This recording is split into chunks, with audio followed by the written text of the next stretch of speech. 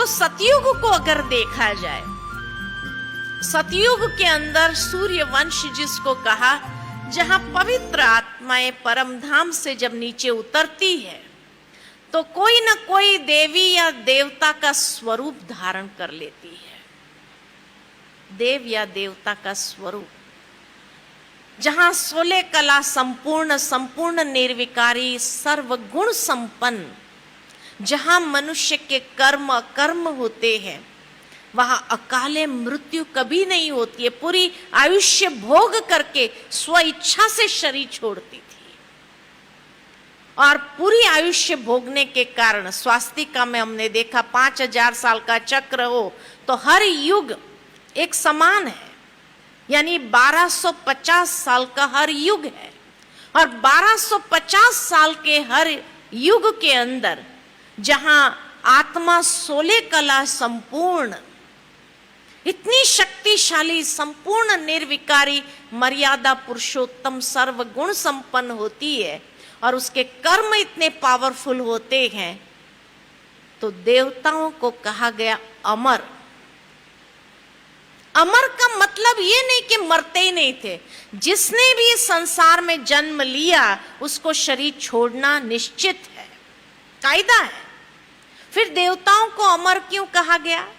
हर देवता का भी शरीर छूटा है, हम सभी जानते हैं। श्री कृष्ण का भी शरीर छूटा पारदी के बांध से, तो श्री राम ने भी अपना शरीर छोड़ा, शास्त्रों में ये वर्णन है। तो हर देवी देवता ने भी शरीर छोड़ा है। तो जब शरीर छोड़ा तो फिर उसको अमर क्यों कहा गया? क्योंकि अकाले मृत्यु नहीं थी। पूरी आयुष्य भोग करके स्व इच्छा से कि अब मैंने बहुत साल इस चोले में बिता दिया, अब ये चोला बहुत पुराना हो गया, अब मैं नया चोला धारण करना चाहता हूं, तो स्व इच्छा के साथ सारे परिवार को इकट्ठा करते हैं।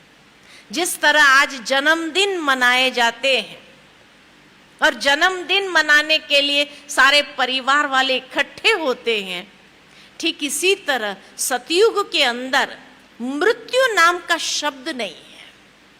चोला वस्त्र बदली करना है, और इसलिए सारे परिवार वालों को इकट्ठा करके सबसे विदाई लेते हैं कि अब मैंने बहुत साल इस चोले में बिता दिया, अब मैं नया चोला धारण करने की इच्छा रखता हूं, इसलिए जाना चाहता हूं। तो बड़े धूमधाम के साथ उसको विदाई देते, खुशी से। इसीलिए वहां मृत्यु नाम की चीज नहीं है, रोना धोना नहीं है, लेकिन खुशी से विदाई देते, इसलिए उसको कहा अमर हो गए।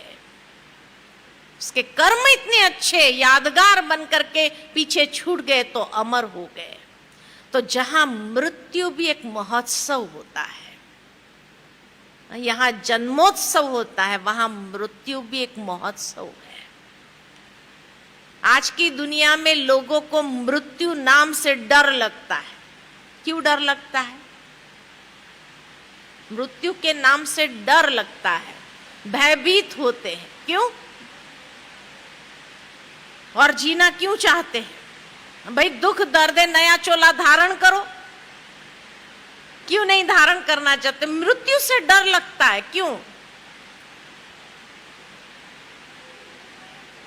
मोह माया के कारण। मोह माया की बात नहीं है, मनुष्य जानता है कि मैंने जीवन पर्यंत इतने अच्छे कर्म नहीं किए हैं, इसलिए पता नहीं अगर शरीर छूटा तो कहां जाके जन्म लेना पड़े, तो इसलिए वो मरना नहीं चाहता। कहते इससे तो अच्छा है कि भले यहां पीड़ा सहन कर लूंगा, लेकिन यहीं रहूं मैं। डॉक्टर साहब बचा लो मुझे, डॉक्टर साहब बचा लो मुझे, मैं मरना नहीं चाहता हूं। क्योंकि उसको मालूम है कि मैंने जीवन पर्यंत इतने बुरे कर्म किए हैं जो मुझे अच्छे घर में जन्म मिलने की अपेक्षा तो है ही नहीं।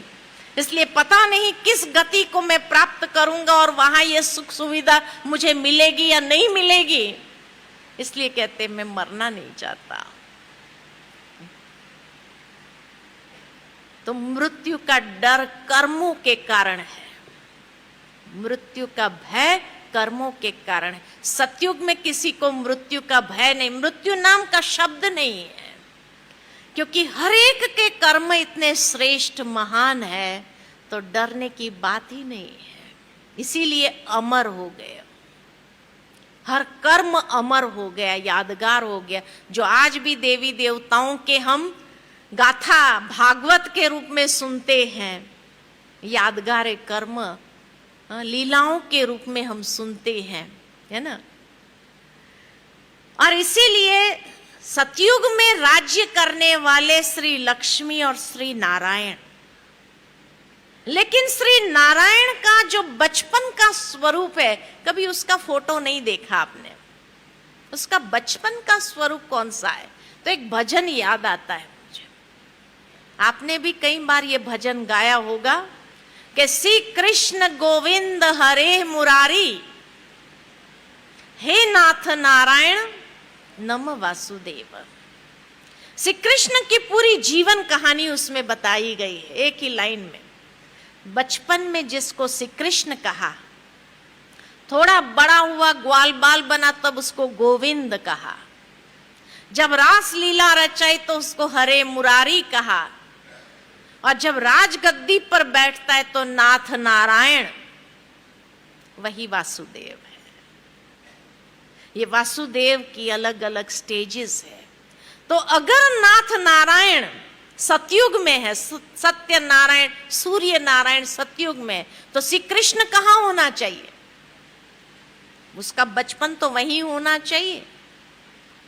और इसलिए सतयुग के अंदर 150 साल की जब आयुष्य है, इतने पूरी आयुष्य भोग के जब शरीर छोड़ते हैं, तो 1250 साल में सिर्फ 8 जन्म होते हैं।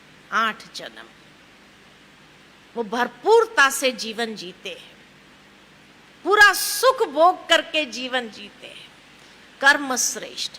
इसीलिए श्री कृष्ण की जब जयंती मनाते हैं ना, जन्माष्टमी, जन्माष्टमी माना 8 जन्म की जयंती मना रहे हैं। We celebrate the birth of Krishna in all 8 births.